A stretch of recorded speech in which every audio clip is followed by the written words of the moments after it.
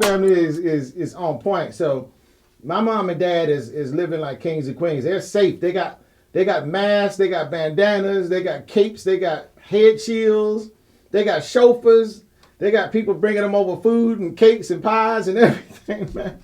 Well, not bringing them over, but yeah, they're on point. You know, my sister is actually, they kind of have a big house out in King William, Mango Hick, where I'm from, Mango Hick. And so, and they have, you know, enough, they have like 5 or 6 bedrooms in their house. So my sister and her husband and her daughter was in college at JMU, James Madison University. But anyway, they closed down all the universities in the United States. So she's doing homeschool on the internet from King William, from Mango Hick, Virginia. And so my sister has one daughter, and her husband and my sister stay there. My sister's pretty much, she's like a Leo. So she's like on point all the time, man. Like a people person, you know, dotting the I's, crossing the T's, social butterfly type. And so then my other sister owns some property, you know, like I said, it's family property. So it's like, at first it was like a huge farm, you know, hundreds of acres. And then, of course, everybody has 10 kids in the old days, so they divide down.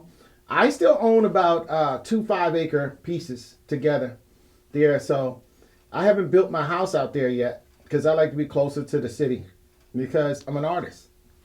I like to go to galleries and do all that kind of thing. She's learning this. She's learning the same here. It's not as effective, and I've come to realize that I'll do now safely first. Yes, you will do now safely first, because that's the whole thing is to she's e-learning. Yeah, e-learning. Yeah, just online. I guess you call it e-learning. But you know what?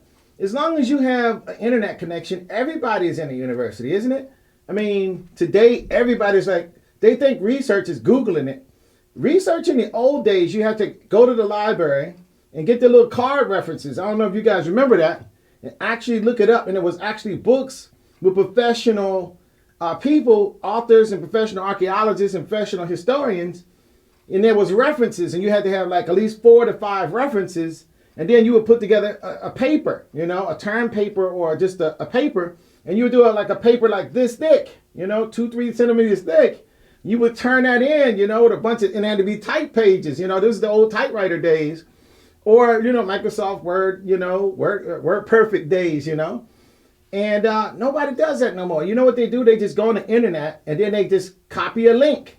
They don't even type it. Something about rewriting, because you don't want to plagiarize somebody else's work, but something about actually reading and then writing and correlating 4 or 5 different references together about that same subject makes you remember it, makes you smart. And something about copying links and just reading it off the internet. And most of the time, the people on the internet is parodying off somebody else who's parodying off of somebody else who's parodying off. And most of the time, that first person they're parodying off is wrong. And so you spread a lot of false information. You know, that's what the internet is. It's like 50% of it's false. And then you can't tell, you know, most people that's not really a scholar or intellect or academic, they cannot tell they can't discern what is accurate information and what is inaccurate information. I hit down my notes and type using my phone. Yeah, but I know that you do. I know you do some good research. I know you know how to do it because I've seen some things that you've done. So, and I've done stuff. You know, if you go to my Kemet return site, that's actually me. I did that back in 2014. All of that is my personal research, where I break down all of the Neter Heru of Kemet. I mean, I go way up there, past Tefnut, past Khnum, past Nut, past Nunat. Past all of that stuff, and break down the parent of and what this was and what that is. And I got, I did old school where I had actually books, not just internet links, because if somebody tears down your internet link and you don't have a published book that a person could go to the Library of Congress, the U.S. Library of Congress, where there's preserved and documented, and you can prove that text exists, and that's just text. But then you got to get on an airplane. Of course, we can't do it anymore. And you have to literally go to where the antiquities is. Okay, you can't get on an airplane. So you go to the museums. Because there's some Kemet artifacts in almost every major country on the planet. there's some Kemet artifacts. And not just Kemet artifacts. They really need to have Debeli artifacts too, Mabo. They really need to have that too. Mabo, I'm going to apologize for my hat. You know, because I'm designing my next painting. And I was going to do Raina as Maya and have my Kemet theme kind of complete. The problem with it is that I don't want to do my... I don't want to do it because I have a special person that's doing a 3D because it doesn't exist. Not a satisfactory one from a, I'm not going to say an Afro, but yeah, from an African American point of view. You know, from a person from African descent. You know, there's no images of Maya as a 3D object, you know. And she works in Maya, so she's very good. And she's going to light it, she's going to texture it, and it's going to be African American. It's going to be African girl, I should say. She's Egypt is Africa, so it's going to be an African girl. And she's going to be Mayat, Isis, or Auset, and Heru. You know, those are all the winged goddesses of Kemet. So she's going to do that for me. And then what I'm going to do is I'm going to composite it and put Raina's face on it. Because she's popular, that's just going to help the painting become more popular. That's the only reason I'm doing that. But I like Raina. I like her music. And she has Maya right, tattooed on her. So that's only appropriate, I think. And so, Ra Douglas, Ra Lut, what's up, my brother? How you doing? E.M. Hotemple, what's up, man? So, yeah, so, you know, that's it. So she's going to do a model. She says she's going to need to, like, June, the end of June to do it because she's in school now. She'll be graduating soon. You might know who she is, Mabo, but I just try to motivate my people the best way I can, you know, and everything is going good. And sometimes when I become the client. See, I also become the teacher.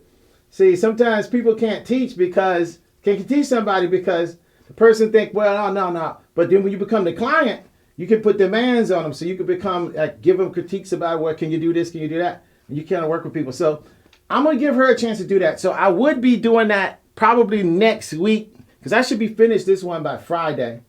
So I should be, I would be doing the Rainia's Maya, but I'm not going to do that. I'm going to do the Tisena, the 1644. Anybody who's a historian can Google it. Tisenica Mocha, Tisen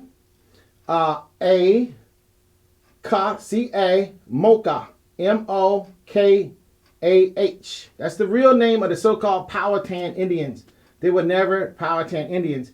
So there was a war between Opec Chankano, and of course there was no Chief Powhatan, because they named him Powhatan after the Powhatan Indians, but why would his name be the same? It's like President America. I mean, it doesn't make sense. Or President South Africa or whatever. Makes no sense. Or President UK. No, nobody has a name after their nation. His name was Wohan Sanoko. You know, that's what his actual name was. And there was no person called Pocahontas. I go back to it again. The name was Puntorka. So I'm doing a painting of that deception, the last battle between the Tisenacamokas and the colonizers. And basically what happened was the colonizers got some of the Tisenacamokas to be, Christianized. They Christianized them first. That's why I always tell people, the people say, well, what's the purpose of learning about Kemet and learning about African spirituality or African culture? Because once a person strips your culture away and inserts their own culture into you, you no longer become faithful to that culture anymore. So you start denying your own. So that's the first step. So that's exactly what happened because I am part, almost half, Matapana Native American. Of course, I'm African as well. However, so that's my people. That's my grandfather's people. And so I'm doing that battle, that last battle when the brother who wanted to be king sided with the colonials because he saw the power that they had. They offered him some pots and pans and shiny things because they didn't have all that kind of metal works and silver and gold and stuff like that. And they offered this stuff to him. And what he did, him and his wife, who was also, they was royals. And what they wound up doing was they betrayed the actual Matoaka, who was the actual, we have a matriarch system. So it's the woman's bloodline, who is the royal bloodline. And then the strongest, smartest man is selected by the parents. And a lot of cultures do that in Africa and India and places like that. The parents select the smartest, strongest person to be actually the king or the Ra-Horakhty. There's no such thing as chief. Nobody called anybody a chief. That's an insult. They weren't king. They were called the Ra-Horakhty. In the Arakan language, which is the language that the Tanakhmoka come out of. The Arakan goes all the way from the Great Lakes around New York, all the way through Delaware, all the way down to the Carolinas. And then it's a similar part of that language that go all the way down to Tennessee and all the way almost to Florida. So just for you guys' information, I don't know if that's too much information about Eastern Native Americans, which woodlands Native Americans, not the plains that everybody's familiar with. Because by the time you get to the plains, they had horses and they had guns. You know, horses came from Europe. So when you see Native Americans riding horses, just know that most of the Eastern natives were already either driven west to join them, or their lands were already taken and they were killed off, or they had conformed. You know, they basically had started to intermix with them and lose their language and learn English and lose their religion, lose all their culture, and basically became, quote unquote, Americans. Well, first British, then Americans. So anyway, so that's that. That's the next painting I'm going to do. It's going to be in this format right here. So it's going to be in this format. So that is the next painting I shall do.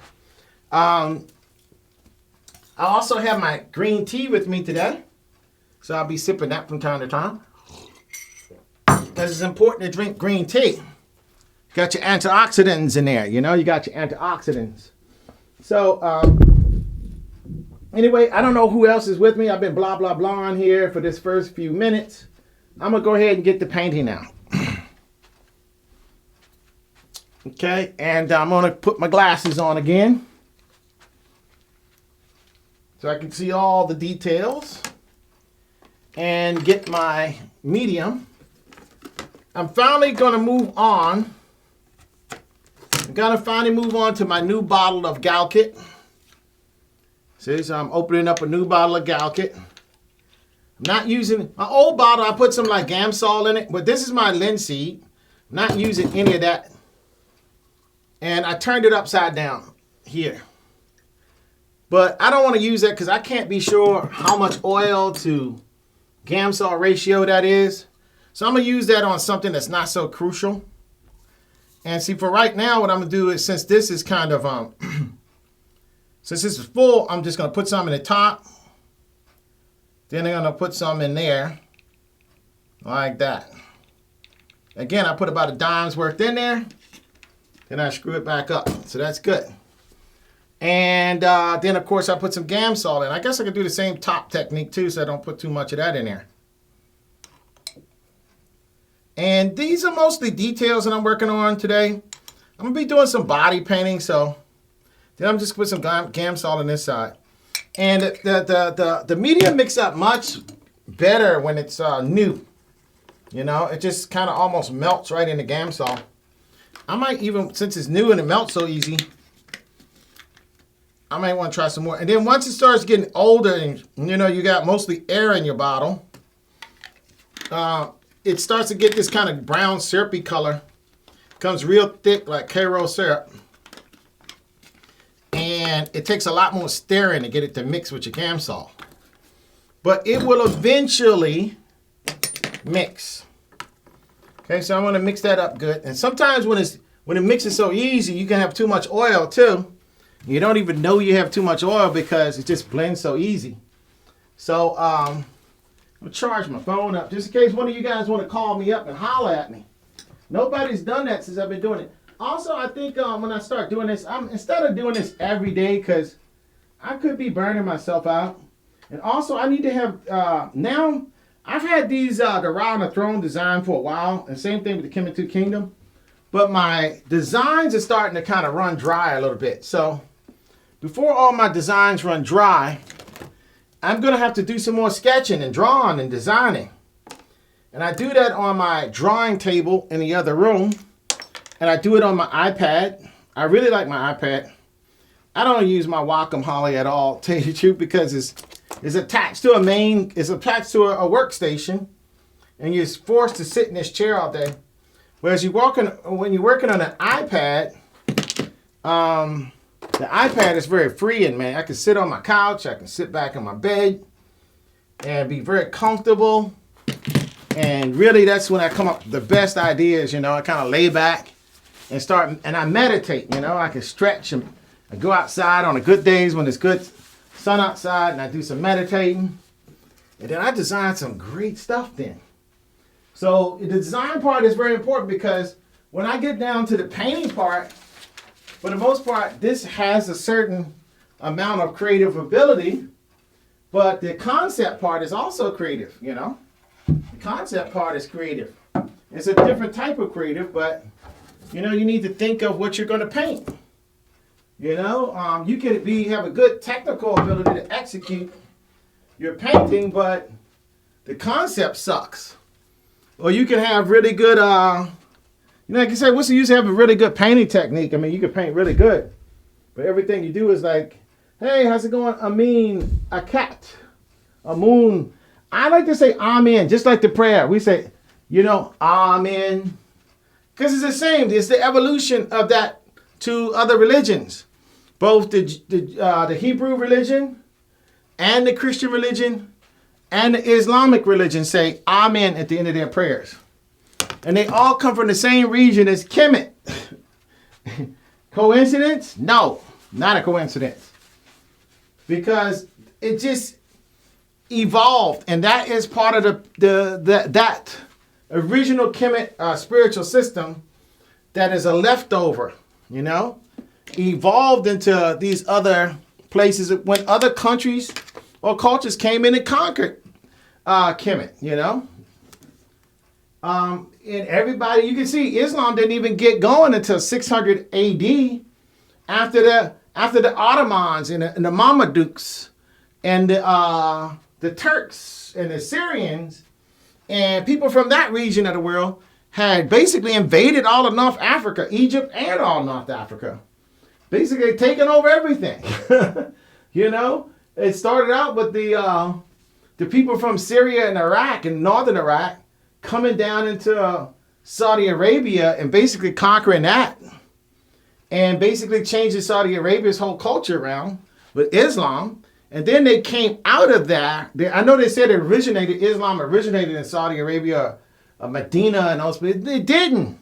It originated because the original texts come from versions of language, ancient language that comes from Syria, Syriac, and Iraq. And then, of course, they took pieces of Aramaic, and they came up with a language called Arabic. You can see that that's a child language to the Aramaic languages, other languages that pre-exist. So by breaking down the language and studying that, you can see that Arabic is closely related to a religion. Actually, the language was built out of religion. Same thing with today's version of Hebrew. That's even younger. That's 1700s, where a Russian and a Polish person said, because most Jewish people over the age of 70 or 80 speak Yiddish, which is a German dialect. It's a Germanic Teutonic dialect. It's not even at all anything even from Asia, much less, South Asia, or what we call the Middle East. Is not even from that area. It's from Europe, the peninsula of Europe. That's where it's from, around the Baltics. So, so they had to have a language. So they invented, by going back to Syriac, going back to Aramaic, and going back even to the Meta-Neter of Egypt, and to the Canaanite language, which actually those cultures did exist, and they wrote them into the Bible. But they reinvented a language that today they taught to their rabbis first, and then eventually they started Rabbinian schools or Hebrew schools, and they start teaching it to all Jewish people. And of course, they started to get more and more popular until they made it what they teach the younger generations. Once they taught it in school to children as the first language, those generations are now my age and older. So basically, we think it's a language that's ancient, but the version of Hebrew that they speak today, or just the Hebrew in general, there was no language of Hebrew.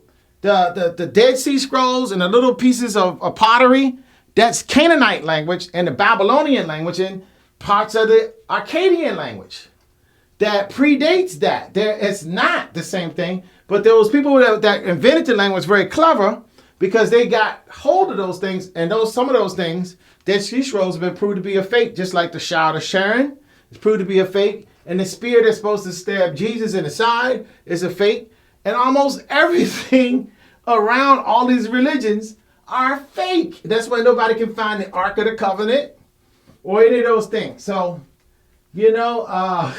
or a grave of anybody, or a body or bones or any epitaphs with anybody's real names on it. Joseph was a very popular name. Same was Moses. Moses is actually a Kemet name. Joseph was the name of the Hyksos. It's a Hyksos name, the name of Asiatic people who came from Syria, came from Assyria, and that region that I just got finished talking about, Babylon, Arcadia, those people came into Kemet. And that's how you get names like Joseph, and that's a common name, like they are today. They just was common names. So you get a lot of people named Joseph, and they would be Joseph L. That doesn't necessarily mean that is the same person that's in the Bible. And there's kings. I mean, Ra-Mosi, that's Moses. So even the person we call Ramesses' name was Moses, Moshe. Ashley Ann, how you doing? Chester de Kwak. Moshe Manuto. Anyway, I'm just testing some stuff out, Ashley Ann. Just testing some stuff out. But anyway, I'm going to paint, but I'm talking about a whole blah, blah, blah. And I don't know if you guys are ready for me to teach history or paint, I like painting. I like history too. I could do something more professional or something more like better video, better audio. If I just sat at a thing with a camera and just had some graphics about, history as per me, Or I like making images because images don't exist. Everybody's making images, but nobody is making images my way about these particular topics. So that's why I'm doing them. I just want to do it this way from a certain point of view. And that point of view only. And I don't mind being a little bit biased about it, That white right there is still wet, man. This is not going to let me paint this. So it is on the same side. So anyway, I still got portions of my painting that's wet. And I just painted this part of the second scepter yesterday. And that's dry already, but the thick part, no, that's still wet. And let's see what this down here is doing. Little pieces of that. There's a little bit. Yeah, it's been real rainy in my area, kind of a lot of humidity in the air. And that usually does cause the painting to dry at to the touch anyway, at a slower rate. And it must be a lot of humidity in the air because this rate is really, really slow. So I'm pretty sure I can work on the face some more. Yeah, that's set up nice. So the face is set up nice. The Nimi is set up. My Ross throne and my Pyrenees up there, they're set up pretty good. So I could probably work on my scepter, the face, the sun, and my Pyrenees a little bit. And I'll probably come down to this base. I might mess with these ankhs down here a little bit, the yellow part. Somebody wave, and I love it when you guys wave, man. Because I like to wave back.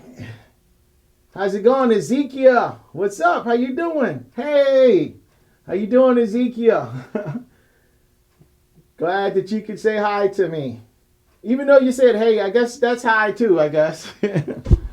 But it's all good. So, all right, so I'm going to get back into this. And like I said, I'm going to work on the 1644 to Senecamocha War next. I'm going to do Raina as Mayat at the end of June because I have somebody working on a 3D model for me that's going to help me out with a Mayat thing. It's kind of just something I wanted to do. I want to get that done. Even the person that's doing that for me want to see me do that because they really like Raina, and however, I do research before I do these paintings, and I do a lot of sketches, I do a lot of drawings, I do visual research, compile things together, make a lot of different drawings. I bring the drawings into my iPad. I work on them in Procreate sometimes in various programs like that, or Photoshop. And then I get to, and once I get something I like, then I will go ahead and commit it to a painting. So that's kind of like my workflow, which actually is working out very nice. I would recommend that to anybody who is an aspiring artist. If you can afford an iPad Pro with a stylus and get Procreate, it's only $10 for Procreate, so it's very affordable. Would you need Photoshop with that? I think you can get Photoshop Elements and do pretty good using that as a combine, with that. And they have some like a dedicated, I think now they have some dedicated Photoshop app on the iPad, but I like the iPad because it allows me to walk around and do different things. So, okay, so what I'm going to do is I'm going to go in on this by working on the second stick. I shouldn't call it a stick, it's a scepter. And here's my second, my Excalibur. And I'm just going to kind of just tone that up. You can see that's flat right there. That one's not flat, so I'm going to start on that. Work on the handle a little bit here. Then I'm going to bounce to the face area. Then all around from there. So that's my point of attack for today. Somebody else waving. Man, I've been spending all day getting the chit chat. I think I might, hey, Lavelle Napoleon, what's up, my brother? E.M. Hope Temple, what's up? How you doing? So, I think you're a Kemet brother. I mean, Lavelle, are you a Kemet brother? You just a brother, because I'm everything. I'm a Kemet brother. I'm a West African culture brother. South, because of Mabo. She's teaching me some Debele stuff. And so, Mabo, I'm going to be a Zulu soon. I got me a Zulu girl. I don't think she know anything about actual Zulu spirituality, though. But Mabo, she knows a few things. She's very knowledgeable. So Mabo is my Southern African teacher. She's my teacher. She's the goddess. The goddess otherwise known as, but now is Mabo, She's awesome. She's awesome.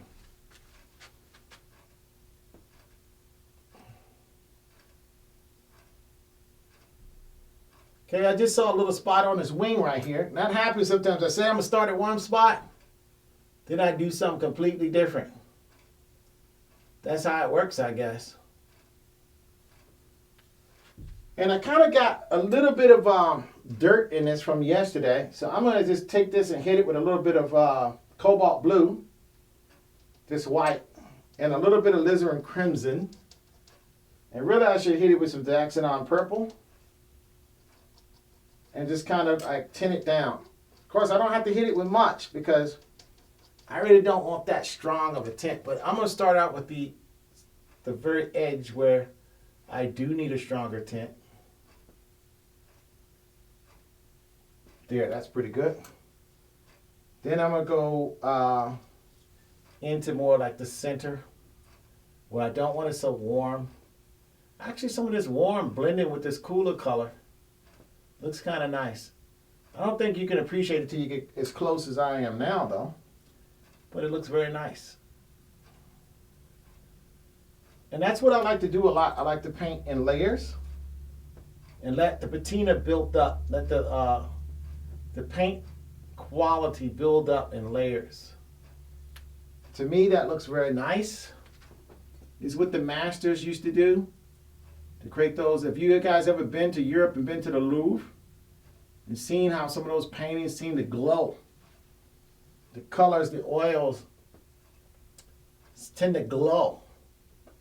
Of course, I've seen some things like that in New York. In New York, it was the Metropolitan. Yeah, the Metropolitan. And they're magnificent.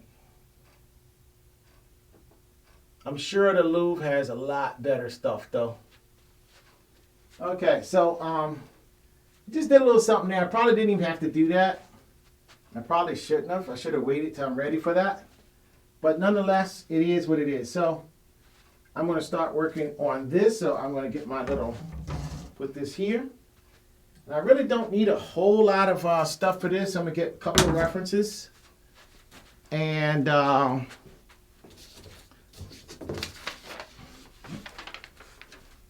just to make sure I'm painting what I see. I don't want to go painting anything that's too wonkety. That can happen easily. So I'm going to mix a little bit of raw umber. I kind of got a dirty brush with some white in it. And then I'm going to mix a little viridian in. But it's okay because I don't want this color that dark anyway. Well, not viridian, alizarin. Mix a little bit of alizarin in it. And already I'm getting the exact tone I want. And I'm going to mix two tones. One leaning toward just raw umbery with a little bit of alizarin. And one with more alizarin in it and it's kind of warm. I'm going to start out with the one that's cool first. Or a neutral, I should say.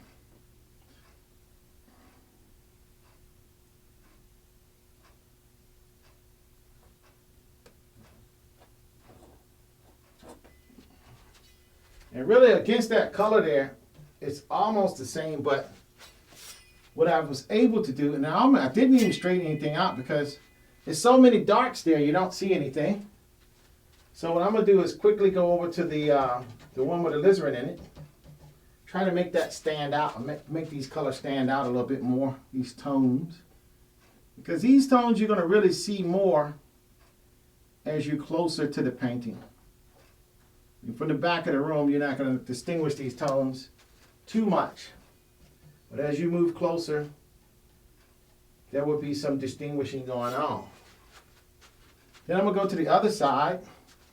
And I kind of like a little bit more of a loaded brush. I don't know if this is the brush I had yesterday, but the brush I had yesterday was really getting me some good results. Sometimes you clean them. I think this is, but for some reason, I didn't clean it the same. And it's doing me a little bit different. But I don't want to put too much paint on that because that's a very, very thin little shaft there. And if your paintbrush is, this is a 0. And if your paintbrush is like a 1 or anything bigger than a 0, it can start to get, you know, it gets too fat to put all the little channels of color that I need to be able to put down. So I'm going to take my time. And what I'm going to start doing is just coming in Wednesday through Sunday from now on. I'm going to give myself like Monday and Tuesdays off. Monday and Tuesday, I'll just be doing like my design work. You know, working on my iPad or something. Doing some design work. Now, what I may do is still come online, but not be painting, just be sitting down. I could even be like in another room. I don't even have to be here because I don't have to be in front of all these paints and in front of this canvas and things like that. I can actually be more in a relaxed setting, like sitting in front of a fireplace or something. Chilling out. So I might do that, or I might just work offline, just give myself a break where I don't have to do anything but just relax and I can take a break whenever I want, that kind of thing. So I think that's necessary just to give a psychological break, but I definitely need a physical break too, because this is starting to take a toll on me. And actually it really is not taking a bad toll on me now, because at one time I was getting like a bad crook in the back of my neck. But I think that's when I was doing a lot of stretching up high and over, and I had to hold my elbow up for long periods of time. That's usually when I get that. But I think yesterday I was doing some very relaxed painting. So it turned out pretty good. Now, once I have that tone in nice, I'm going to take my paper towels down. Did somebody say something in the room? Now, I want to read if somebody says something. Oh, hey, Napoleon says something. Pavel Napoleon. Peace, brother. I paint too. Okay, I love your art. Ezekiel, that's beautiful. Let me see some of your work. You know what? Artists need to network, because a lot of times you're African-American artist or just an African artist, person of color artist, or, you know, more European people get attention for their artwork than African Americans, because I guess more of them are online. I don't really know what it is, but or maybe it's just that our culture is not visual arts, it's more musical arts and performance arts. But we need to stick together. We need to network and talk to each other and show our work to each other and talk to each other about our work. Universal knowledge. That's right, my brother. outside of the box. You know it, man. I'm out there, outside, you know. Push, you know, artists always have to push the norms. You always have to get outside of the box. That's just by virtue of being a creative mind. You never want to be stuck, because that's when you start doing, you got the blinders on, that's all you can see. Your work gets boring, and nobody, you know, it's not interesting anymore, you know. Kemetic is to sleep on the rest of knowledge. I look at Kemet as an important aspect and not the whole cosmic story. Okay, I studied it in all honesty. I'm 38, and I've been studying it since 16. Hey, that's very good, man. 38's a good number. Some of my mentors is 38 years old. Yeah, man, I got mentors that's 38, because I might only be like 28, you know. So anyway, that's very good, man. Yeah. I think that as African Americans especially, we're a new person. There was no such a thing as an African over here in the Western Hemisphere 500 plus years ago, 550 years ago. There was no such a thing. Then, and I would say the same thing about people who call themselves Hispanic.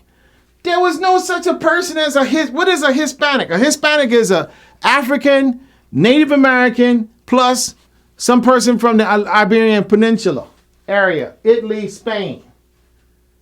And probably only like 10% Italy, Spain, 80% Native American, and then the other 10% African. But they call themselves Hispanic or Latino. What is Latin about somebody who come from the Aztec or the Incas or the Mayans? I mean, or the Tsenicamoca or the Iroquois or whoever your native people were, you know. It just doesn't make any sense. The same thing with African Americans. We call ourselves two continents.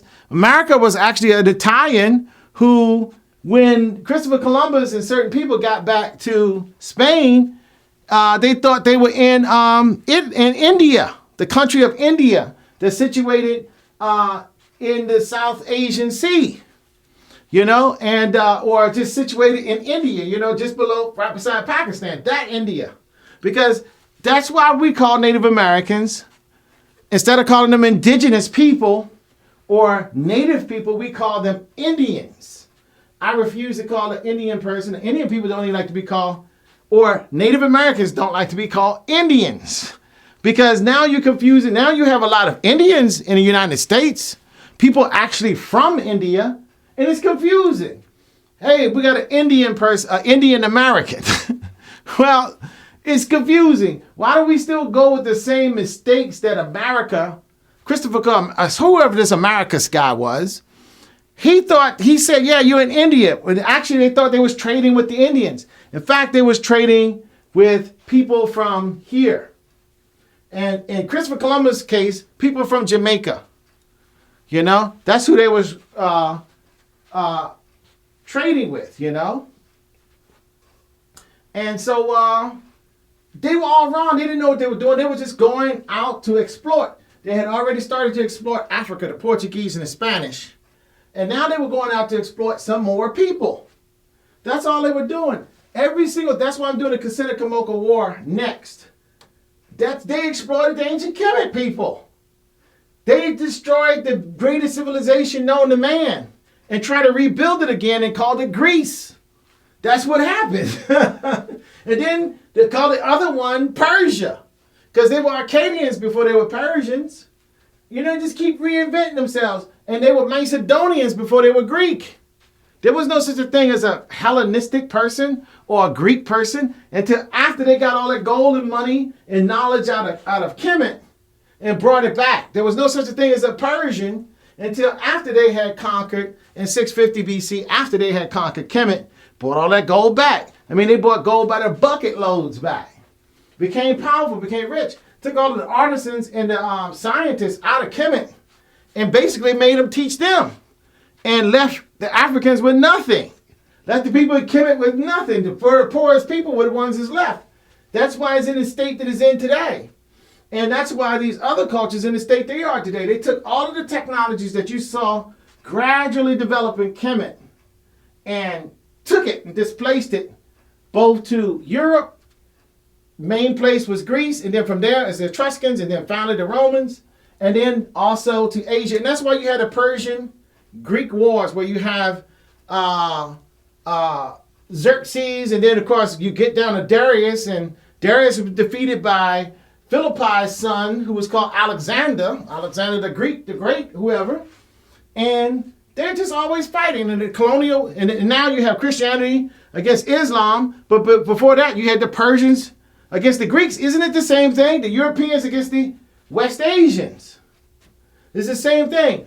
The Persians against the Greeks is the same thing as the Crusades against the Ottoman Empire, which is the same thing as what we're doing right now, ISIS versus the American UK Confederation of Europeans.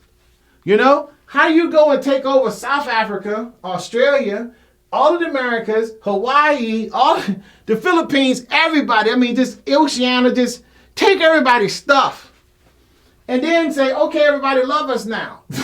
And we actually do it. You know, it's insane. And then we don't even want to go and learn actually what really happened. So I'm into actually making images about how it used to be. Not the way it was made to be, but how it actually was. And that's why I'm switching over to the Native American East Coast natives. Everybody wants to do the plains where you're Sitting Bull and Custer's last stand, because Custer was arrogant. He just thought the natives were easy to kill. And they were. They were friendly people. They always call them braves. I don't like that either, because it assumes that all they want to do is kill. Native Americans are born just to kill, just to be warriors. That's not true. They were friendly people. If you see the paintings of Christopher Columbus, where people was actually on the ship with him painted, they were just trading shell necklaces or whatever, and the look on their face was trying to appease these people, and they were sitting back like, yes, we're going to conquer you soon with these swords that's on our hip. And that's exactly what they did. And the look on their face was that they weren't there to try to work with those people at all. They weren't there to try to be nice to them. They were there to take their crap. And the people just didn't know it. They just didn't know. And then eventually they did exactly what they came there to do. Take the crap. They was already doing it in Africa. Came over there and took all the resources. You know, they came over trading at first, and they said, Can we get it all? Can we take these people out? But they've been doing it all the time in Europe against each other. So, and they've already been fighting in Asia and Africa, so they've already beat the best. So why not just keep on? Until you can't do it anymore, you know? And when you can't do it anymore, that was World War II. Things got so tough. You know, in other words, their ability, not our ability to fight them, their ability to kill each other over who's going to be the top feeder got so strong. Of course, the Japanese kind of threw themselves silly into that. You know, they shouldn't have. They were infatuated with them too, but they were a strong culture, only to figure out that they weren't as tough as they thought they were. But and they tried to get imperial too, and they ended the same way as the Germans. 4 billion people died. Well, estimated 3.5 to 4 billion people. Google it. Don't believe me. It's a lot. It's billions. During World War II. Because nobody calculates what happened in India. Yes, World War II happened in India too. The only thing you hear is about the Battle of the Bulge, where it's Europeans dying. How about in China? Nobody calculate that. I mean, part of the Axis was the Japanese. They were in China. We had to eventually fight the Japanese because they were allied with the Germans. As long as the Chinese was there, the Germans could come back. Or the Nazis could come back. They were working hand in hand with each other. You know? So we had to deal with them. So when you calculate everybody, this coronavirus, if you look at the statistics on it, it ain't killing nobody. I mean, it's killed about 50 million people, 50,000 people worldwide. Yes, over 2 million people worldwide, 2.5 million people have gotten it. But it has done nothing compared to what wars, man-made disease, the man-made viruses do, which is wars. And guess what? they keep giving you these numbers about what's happening in the Middle East. I don't believe that either. Because if you go back to Desert Shield, before you got to, you know what, something that's inspired me to tap on these wings a little bit here. So I'm gonna just paint where I will. Well, if you go back to Desert Storm and Desert Shield, it's almost non-stop fighting over there. It never stopped. And that's going back all the way to the 1990s. It's going to the 1990s. Non-stop wars for 20 plus years. Okay, then you go before that. Well, wasn't it Vietnam and Korea? So you get a little bit of a pause where these little breakouts here and there, because you had the stuff going on in Croatia. You know, but basically, most people from the European Peninsula have been involved. They're always in the middle of every single war. Not Chinese people, not African people, not Native American people.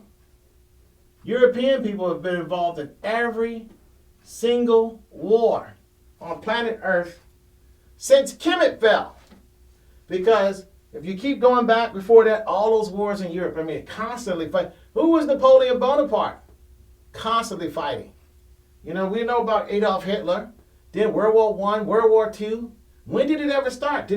People always say, well, that was a continuation. Yes, it was. It was a continuation. Because their wars never stopped. And before that was some king who lost something, and it was a continual War of the Roses. What was that all about?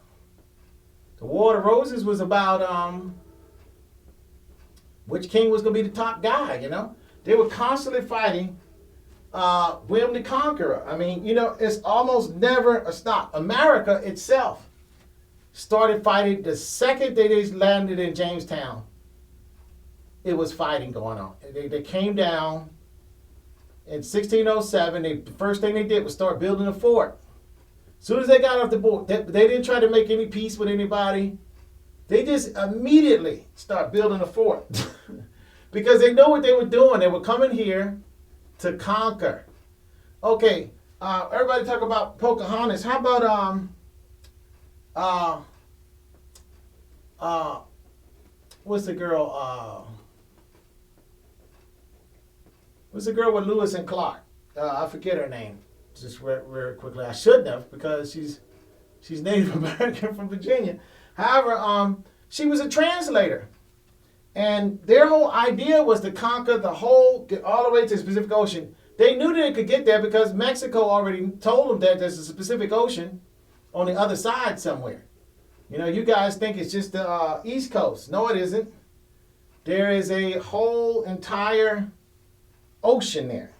And that ocean would eventually, if you get to a port city there, Los Angeles, you know, San Francisco, wherever, we already have those port cities, as by the way. You can actually get to the money that's in the good stuff that we can't get. That's in China and in India, places like that. Stuff that just don't grow locally here. And they got plenty of laborers there to do this work and make sure we can get these goods. So it was always about the money. So they went and they fought the Spanish-American War. So you would think that, you know, just the Revolutionary War was enough. But in all the way from the early 1607 to 1644, there was a war. The French-Indian War was right here in Virginia, Ohio, Pennsylvania. So there was no, you know, it was the French, but it still was Europeans. And George Washington was sent by Lord Dinwiddie of Dinwiddie County, Virginia, to talk to the French, the cousin of the French king who was over here, basically conquering America for France. Of course, England wanted it. England didn't want to share anything with France. So what happened was England had to get the French out of what now is the United States. They had to get them out. So that's how George Washington was the first terrorist in the United States. In Europe, I don't know if any English people are watching, but if you know your English history, there's posters of George Washington with his name on it in English museums where he was considered a terrorist. He was wanted dead or alive. That's why they selected. Everybody ever wonder why they would select George Washington to be the leader? Because George Washington made a mistake what he was supposed to do, because in the old days, you were not supposed to kill any person of royal birth. Because the English kings and the French kings and the Norman kings of the Netherlands and all those places, they were cousins to each other. Germans, all of them, Russia, they were all cousins.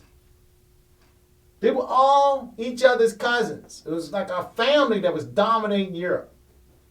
And people call it Illuminati, they call it the Knights Templar. You didn't need that. You just had actual people's families. Cousins, married and distant cousins. And their claim to fame is that they could trace their bloodline to guess who? Alexander the Great from Kemet. All of the English royalty, what made them feel good about themselves is that they felt like, well, we've been ruling since the Romans. And we got some blood from the Roman Caesars. You know, Caesar has the word Tsar in it. Tsar has the word Ra in it. Sarah. Caesar basically means king, God king. That's what it meant. Emperor.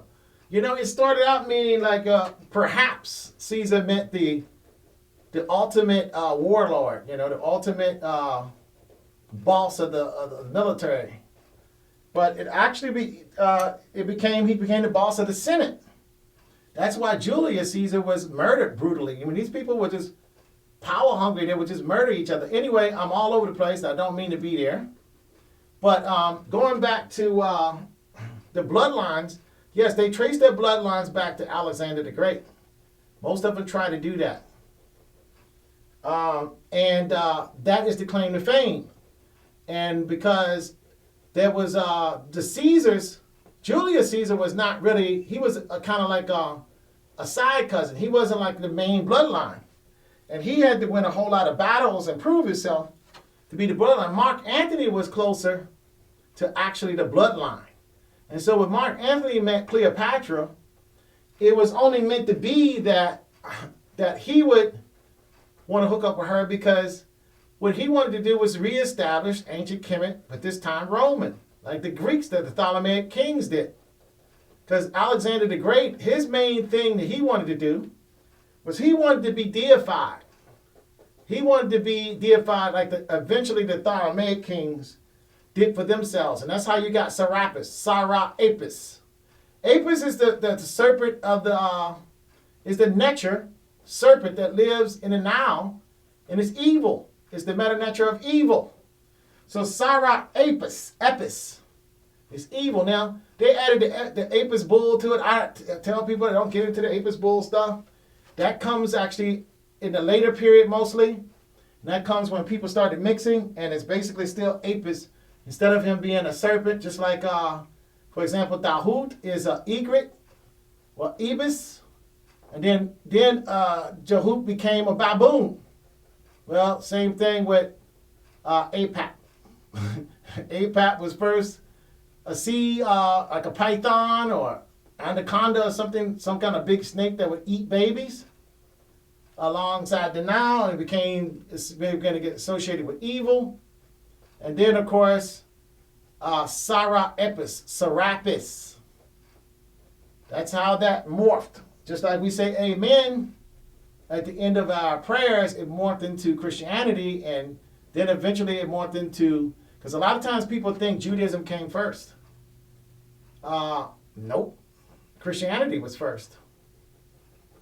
Judaism, there is no real record. There was a record of people called the Heliopolis Symbol in Greece. And they were about 350 people or so. That's not a nation. I'm sorry. That's not a nation of people. That's not a remnant of a nation of people. 350 people can meet at the church I grew up in. You know? I mean, that's not a nation. I'm sorry. It's a group, though. But it's not a nation. It could be a cult of people. And that's what it is. It's a cult. It's a people who learn something in Kemet, and they learn stuff in Canaan, Baal. They merged these things together, and because they had to fight against the invaders, at that time the invaders were the Greeks. And these people were not quite Greek, but they were kind of affiliated with them. So they made up a little cult that you could actually join. And they didn't even have a language. Their language still was a European language. They might have had some pieces of Canaanite in their original language. And again, a lot of times you can say, how do you, the Wailing Wall, they don't know if that's a Canaanite structure, a Kemetic structure, a Babylonian structure. They don't know which structure that is.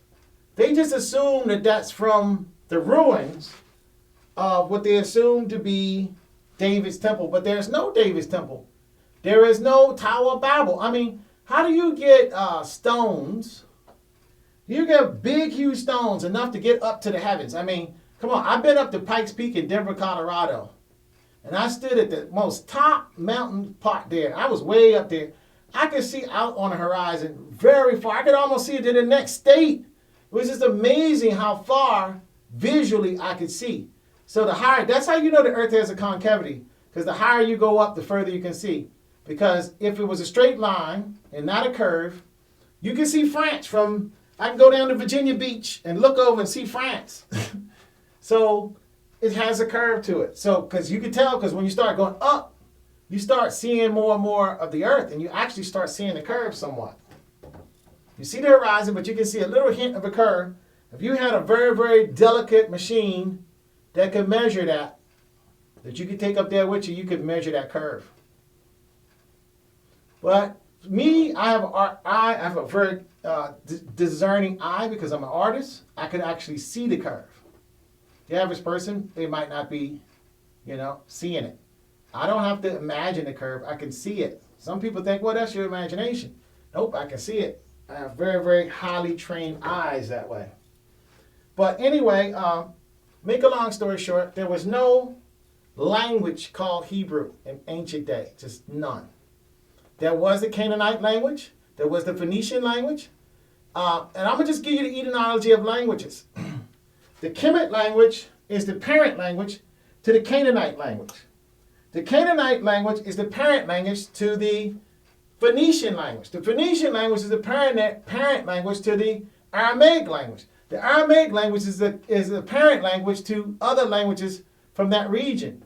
And then the baby languages are the Greek languages. And that started off a whole different branch of languages. So there's a whole different new people. What that usually means when you see a whole different branch of languages is pop up. There's a written script. The vowels and the way the sentence structures and everything like that works different. The vocabulary is different. That usually means it's a different culture that conquered another culture, and they kind of learn how to put script for words. They start building, they start building their script up, their written script up. It didn't develop in their own culture. There is no record of people having meta-lecture like you see in Egypt. And then the meta-lecture slowly start turning into a script. You see that in Egypt. All of a sudden you get the Greek, and all of a sudden, bam, that was a language. You get to Persia, then all of a sudden, bam, there was a language, there was a script. It didn't evolve. All of a sudden there was columns that looked like they come out of the Nile River in a place like Greece where there was no columns. All of a sudden you start seeing falcons in Macedonia, where there's not really falcons that much like that, appear in Macedonia. So clearly, some people got displaced because of war. Now they found themselves in these countries teaching their conquerors. And that's kind of how that works. That's kind of what's going on. So, and you can tell even by history, because Alexander the Greek desired to be a Kemetic god. He wanted to be Amen. He wanted to be Sarah, born of Amen. He wanted that. He desired that. He saw the king as a god king, and they saw him as a god king. Well, first of all, there's no such a word as God, so he was a nature, and we had been a nature, element of nature. We're all the creatures of nature. If you're born from a womb and not from a test tube, you're a creature of nature. So nature, same thing. So there was some misunderstanding going on because they had advanced technology. Because nobody says, how do you have a pyramid and temples where there's no windows in them? But then you have these intricate carvings all over the walls, and it's completely dark. There's no windows, there's no doors. They're deep inside a stone. I'm an artist. I have to be able to see. I mean, I have lights on in my studio. No lights, I can't paint. And then when they go to test the walls, there's no record of soot or anything like that. There's no records of that. So how do they do that? And I'm painting this. I kind of want to wait on this, but I'm painting a little bit of this because actually some portions of it is dry. Some portions of it is tacky, but it's actually doing a pretty good job.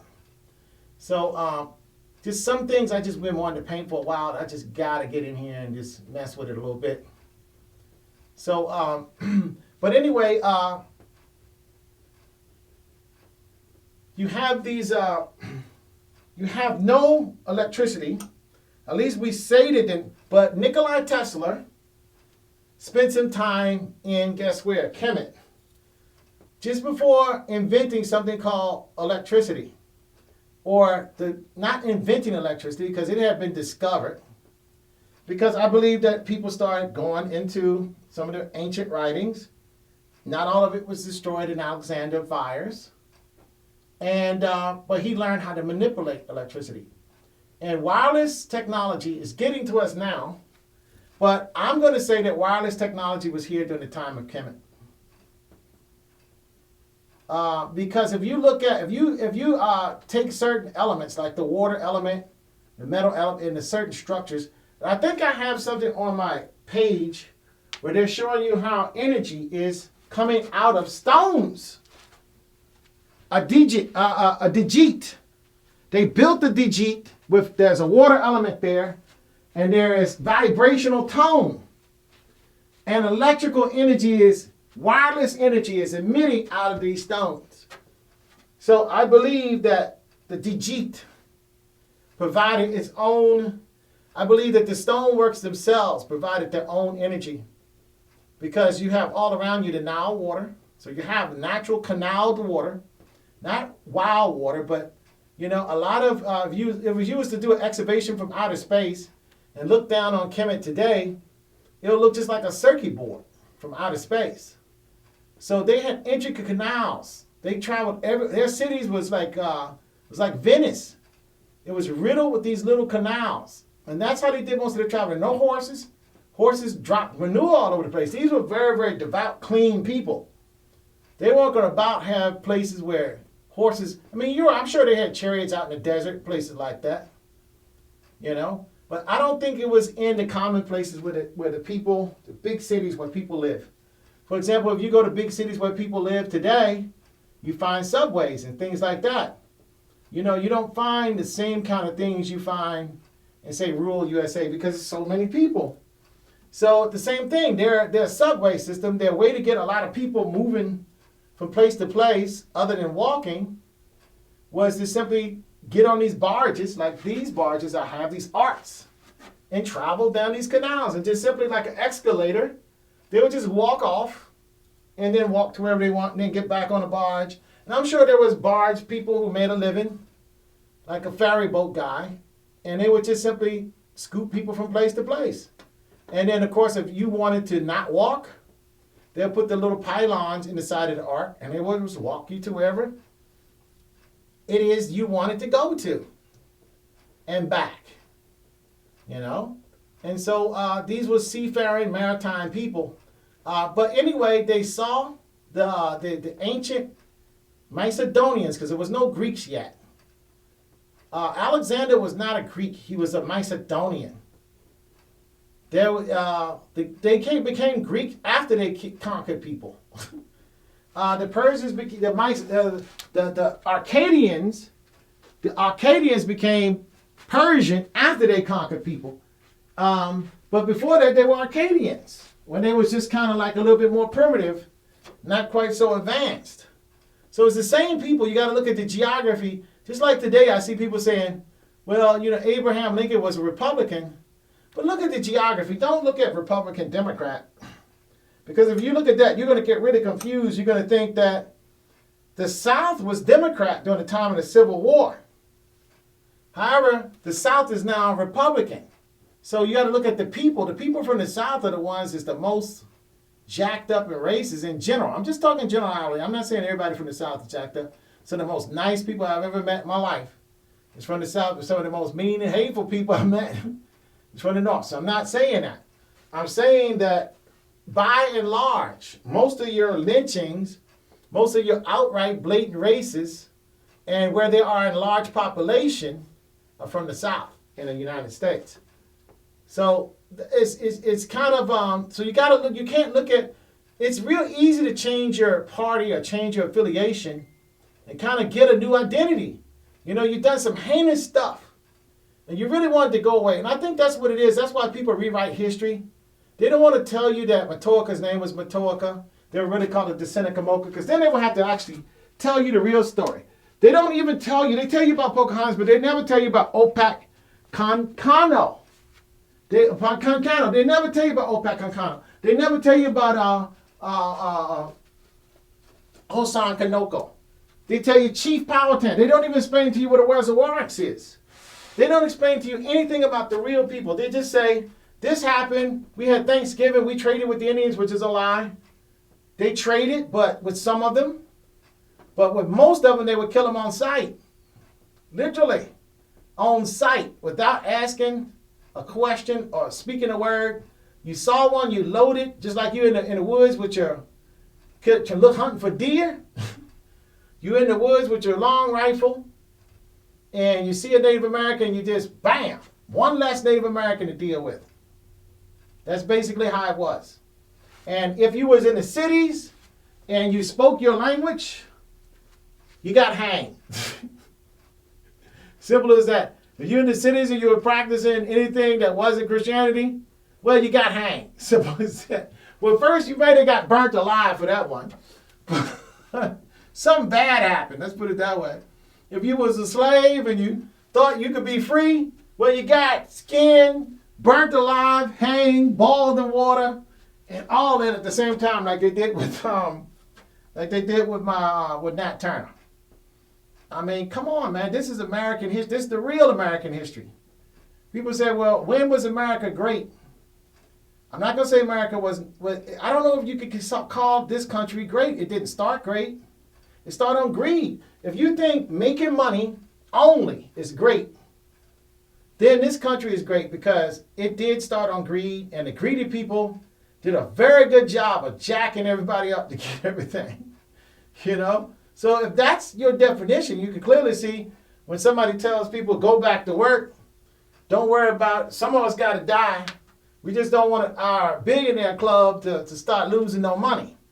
So all you peons, get on back to work. When you see somebody say that, I mean, they don't say the word peon, but they ain't never had an actual job before. It's amazing. Here's a person that really never had a job before in their life. They were born with a silver spoon in their mouth, literally.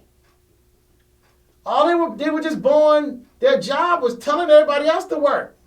That's not a job. That's a right, that's a birthright. You know, even in the Bible, it tells you like Esau had a birthright and Jacob wanted it. That's it. That's what it is. It's a birthright. You had a right to jack up the Native American and enslave the Africans and get rich. And then pass that mess on down to your children. And then they had the right to do the same thing that grandpa and grandma did. That's it. And then if you argue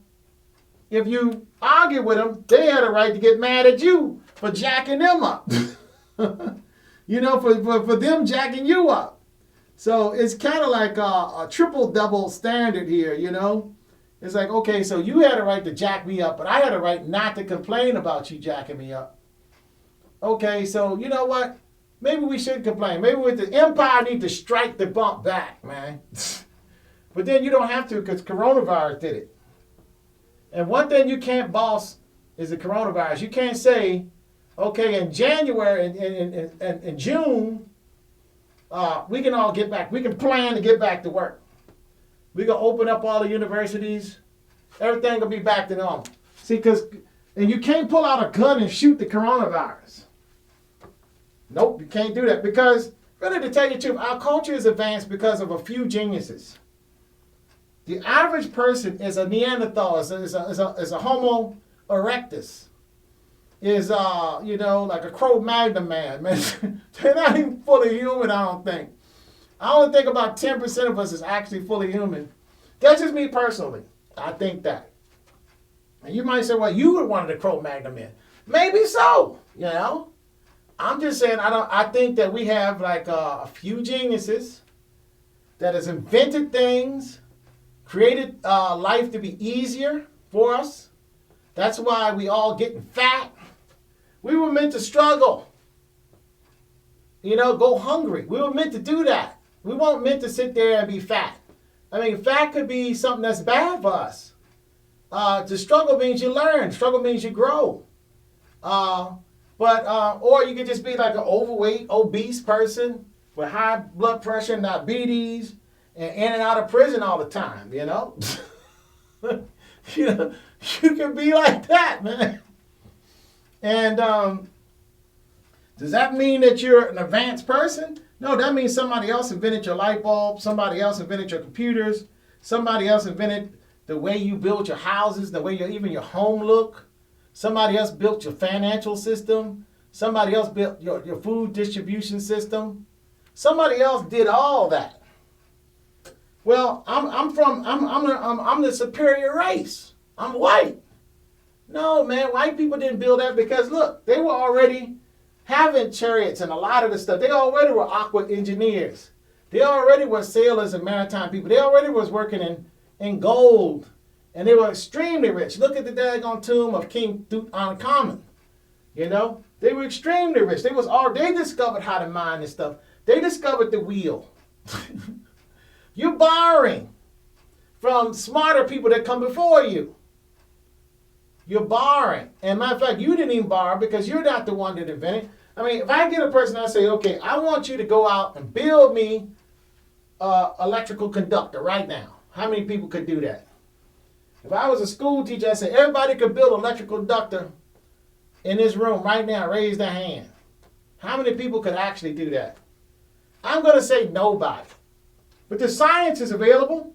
We're advanced humans. We should all have that capability to do that. But we don't.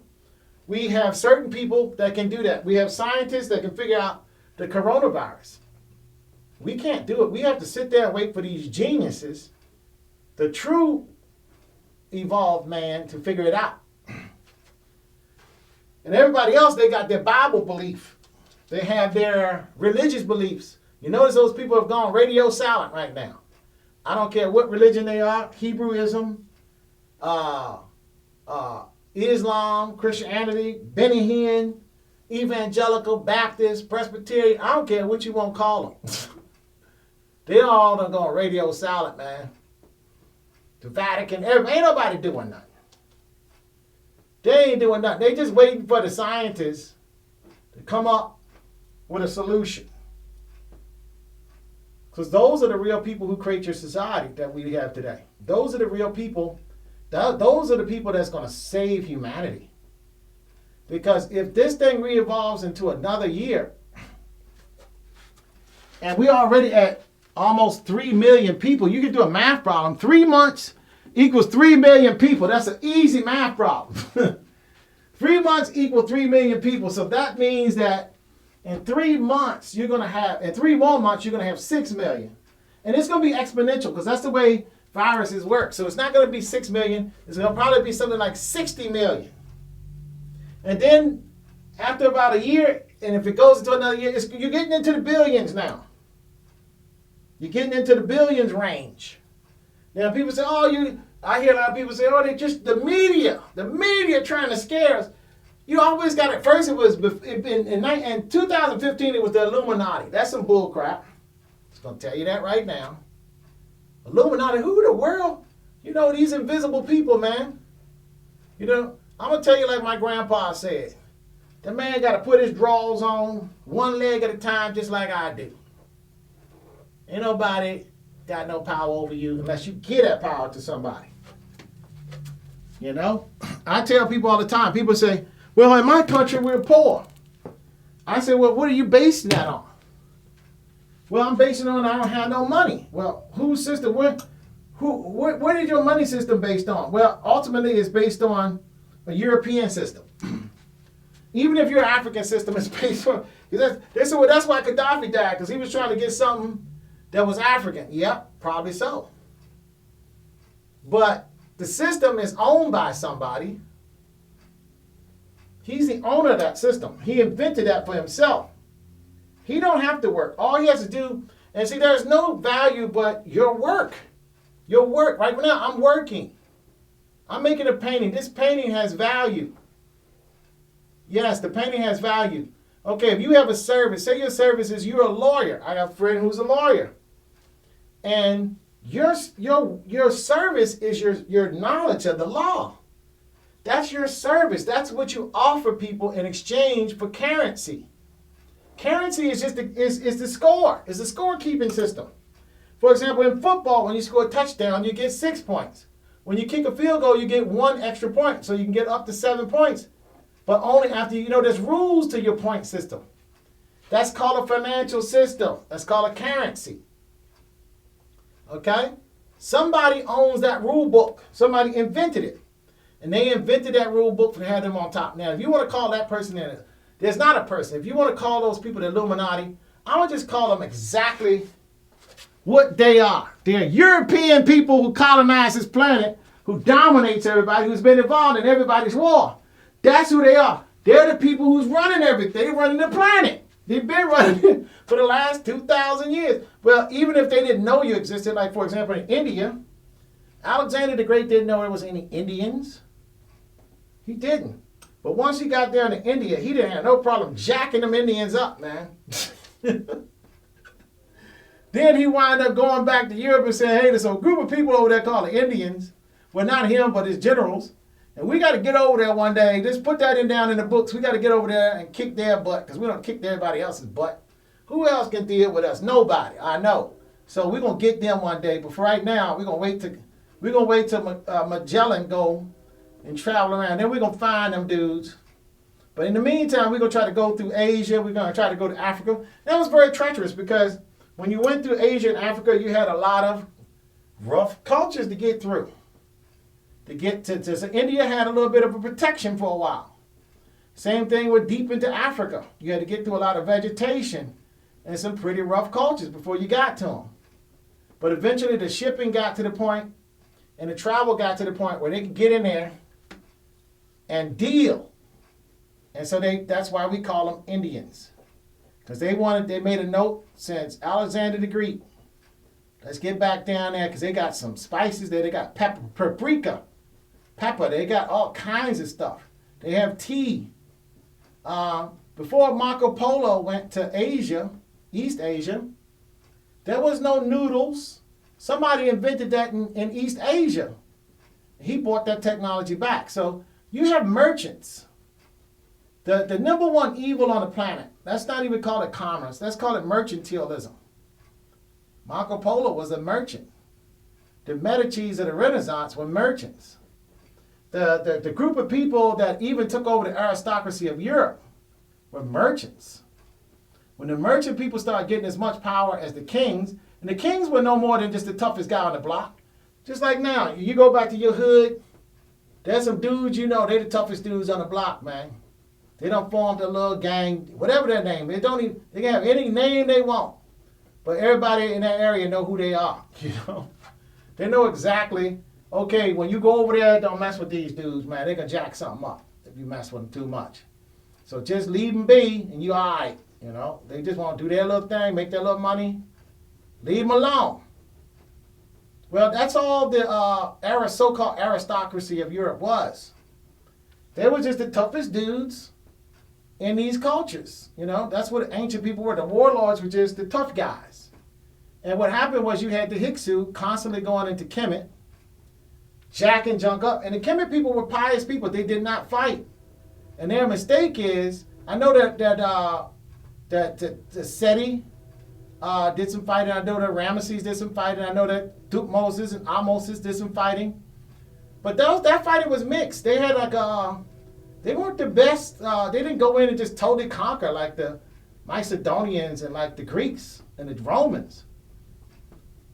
they started getting a little bit of peace when they hired the Greeks and the Macedonians. And they were getting the Greeks and Macedonians to fight the Hyksos. Until the Hyksos said, you know what, they've been paying us tribute. We got some gold too. I tell you what, won't you just turn the other way or do nothing? And I believe that's what the story of Achilles is. He sat there and did nothing until he got mad. And I think Hector was Kemet, was the last Kemet king. If you look at Necto, the last Kemet king, that's what the Europeans called him. And you look at Hector, first of all, the names kind of sound sort of similar, sort of. But the Trojans, I'm going to argue that the Trojans were ancient Kemet because they say it's in Europe, but actually they don't find any culture of Troy. I believe it was Kemet. I believe it's that sunken city where the Pillars of Hercules is, right outside of Cairo, that's sunken in the Mediterranean. That was Troy. I believe that's the ancient city of Troy. The ancient city of Atlantis too. That's why you had those cultures, because it was based on, and I don't know if Kemet was just called just Kemet in ancient days. I don't think so. I think Kemet was called many things. I think each city, just like now, for example, if I was talking to a person from Africa that came to the United States, you can't just say you come to the United States. It's a big place. So I got to say, what cities did you visit? Then they say, oh, I visited New York. Then I went down to Atlanta. And then each one of those cities have their own unique culture. Even if you're just going into say it's an African person, you're just going into the African-American culture. Each city, New York has a different culture, African-American culture, than Atlanta. They're just different. They're not the same. Now, from an outside point of view, they look very similar because it's America. They speak in the same language. But people who live there know that they're different. To a certain degree, very different. Now, are there people from New York who move down there? Yes. We can move and live in any city we want in the United States. They could do the same thing. However, I believe they did not have nation names like we have today. I believe it was a culture. They were connected by their culture. You know, kind of, for example, say African Americans today, we're connected by our culture. You got East Coast, they like Biggie. I mean, if I go and say, all right, who's better? Biggie? I can name the top rap dudes. I can get people from the East Coast, from Atlanta, from New York. They're following different kings. Let's just call these guys kings. That's what we're going to call them. There's cultural icons. That's what they were. That's what a king was. He was somebody that people would rally behind. People go, I ride with Biggie. I ride with this one. Right?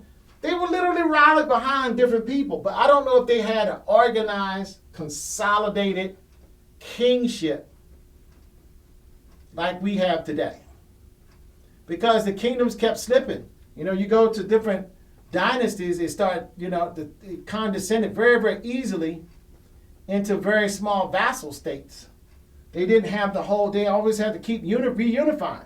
That's because when you have a person that's popular like Michael Jackson or say, Tupac or Biggie, until they die, everybody want to be a part of that. Then they die, they say, well, I'm not a real big fan of this one. You can say, well, Eminem a good rapper, but that I'm not gonna make him the number one. He's not the king. He can't be the king. He can just be good, right? Because there's a cultural difference, A different king, a different top person kind of got in there. The other top people kind of felt, for whatever reason, they might have died off or something happened. But not all the time that culture would embrace everybody the same way. For whatever variations, whatever differences, they wouldn't do that. So I believe they were kind of galvanized by their culture. They had a common language. They had a common belief system. And so if you had a lot of Hyksos coming in for a long period of time, you had a lot of Hyksos coming in, the Northern Kingdom was constantly changing ethnically. Their looks, the influences. And of course, they was exchanging they were changing, and the people who were moving into the culture, for example, United States, I told people the United States, if you was to come to the United States before the 1980s, for example, there was, the Hispanic people was basically Puerto Rican on the East Coast, And Mexicans a little bit, not that, well, you're kind of okay on the West Coast. That's it. And you had some of them in Arizona, Texas, and all. You had some, but it wasn't like the big population like you see in Los Angeles now, and those kind of areas, right? And or just like it is in the Southwest now. And I'm going to still say there's no such thing as a Mexican. There's Native Americans mixed with some people of European descent and some people of African descent. There is no such a group of people called Hispanic. I'm sorry, that's a construct. There's no such a group of people called African American. There is people of mixed, whatever denominations, and people have to distinguish them because they look kind of different. Culturally, they're similar though.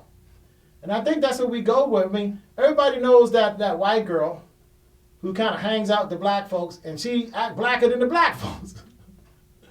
And nowadays, the guys is doing it the same thing. You know, that white guy, he blacker than the brothers, man. He got more, you know, soul moves than the brother got, you know. The brother, then you got those brothers that's more Caucasian than the average European American, you know. So culture is learned, man. Culture is something that you adapt. And the people who run the cultures are your geniuses. They're the ones who invented all your inventions. They're the ones who finance the people who make electricity for everybody. They're the ones who say, okay, we want everybody to be educated. We're going to have an education system now because a lot of times in the world, because of the way this country was, you had the aristocracy, they only wanted their people to get educated. If you was in Europe, you couldn't. You were just like the slaves were in America. They didn't want you to learn too much because you were the slaves there. I mean, you got a group of people in Europe today called the Slavs and the Slavic people. Well, you can see the root word, you know, just follow the etymology of the word. And you can see that there was some stuff going on like that, you know, where these traditions have been happening for a while of one group kind of wanting to stay on top. And right now that group is getting ready to go down. And that's why everybody's getting that check. Everybody happy because they're getting that check. But people don't realize, man, it make you feel good because you got some buying power. The only thing you're going to do is go to the club with it and get Corona. They giving you the check. So you can go to the club and get Corona, man. So you get out the house. Oh, man, we got some money now. We're going to party now. I'm going to book up that cruise finally, baby. And you can get the lady. You can, you know, or, you know, go wherever you're going, you know, or get on the internet and finally buy those Jordans you always want. Or, you know, put that down payment on that Mercedes or the Benzie that you always want, whatever it is, you know. You're going to do something like that with it and give it right back. They know that. That's why they're giving it to you. Because money got to move. Their money has to move. Because it's not about accumulating. For you that don't have that much, it's about accumulating because you never have enough to buy the Porsche and the Lamborghini and stuff like that. They always make sure they have enough with the system. So for you, it's a big benefit to have a lot of money so you can finally get some of the little things that the elite culture has. But see, they already have it. It's about control. That's what it's about. It's about who gets to run the company. Who gets to tell everybody else what to do. Who gets to pass this down to their children. And who don't. So what will happen is the next group of people that start building industry and start exporting and importing and start making farms and feeding people and start making, for example, masks and start business after these businesses failed. That's what happened during the First Depression. A lot of new millionaires was able to get on the scene after that because some of the old blood lost everything. That's why they were jumping out of buildings and stuff. They literally lost the ability to stay in charge. And they couldn't conceive life because their whole incarnation is based on money. And it's not money, it's about power. It's never about accumulation of money because Money is abstract construct. It's not real. People are real. So if you can control people, you control everything. And then the people will just give you stuff, you know. You know, they say, well, the government, the United States government, just keep printing fiat currency. What is fiat currency? It's just a piece of paper that says, I owe you. It says, I owe you. I can write down a piece of paper, I owe you $100. And it's only cashable with me. I'm the only one that can pay you eventually $100. Now, I got to pay you $100, but what is $100? $100 is $100 worth of stuff I can buy. I can trade with somebody else with, because people respect that. As long as you respect something, it has value. You know, that's why people want respect. For example, you could beat the snot out of, you know, once your parents get a certain age, they give you spankings. And then once you get to a certain age, you can say, Mom and Dad, I ain't gonna listen to you. I can beat the snot out you now. You know? But when you respect them, they have currency. In other words, the respect means that you ain't gonna ever do that because you respect them. You see?